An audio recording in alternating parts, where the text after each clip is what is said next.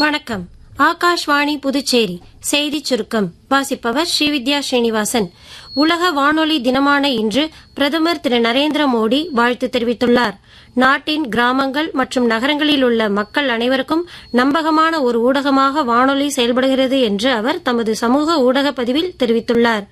வானொலியில் ஒலிபரப்பாகி வரும் தனது மன் கி பாத் நிகழ்ச்சியின் மூலம் மக்களின் சமூக எண்ணங்களை வெளிக்கொணர வானொலி முக்கிய பங்கு வகிக்கிறது என்று அவர் மேலும் கூறியுள்ளார். குடியரசு துணைத் தலைவர் திரு சி.பி. ராதாகிருஷ்ணன் தமது வாழ்த்துச் செய்தியில் வானொலி நேயர்களுக்கும் ஒலிபரப்புத் துறையில் பணியாற்றும் அனைவருக்கும் தமது வாழ்த்துக்களை தெரிவித்துள்ளார். மேலும் நாட்டு மக்கள் அனைவரும் அணுகக்கூடியதாக வானொலி திகழ்கிறது என்று அவர் கூறியுள்ளார். வங்கதேச நாடாளுமன்ற தேர்தலில் வங்கதேச தேசிய கட்சி வெற்றி பெற்றதற்கு அக்கட்சியின் தலைவர் திரு ரஹ்மானுக்கு பிரதமர் திரு நரேந்திர மோடி வாழ்த்து தெரிவித்துள்ளார். இந்திய வேளாண் ஆராய்ச்சி நிறுவனத்தின் 64வது பட்டமளிப்பு விழா இன்று புதுதில்லியில் நடைபெறுகிறது. எம்எஸ்சி, எம்டெக் மற்றும் PhD முடித்த மாணவர்களுக்கு வேளாண் மற்றும் விவசாயிகள் நலத்துறை அமைச்சர் திரு சிவராஜ் சிங் சௌஹான் பட்டங்களை வழங்குகிறார்.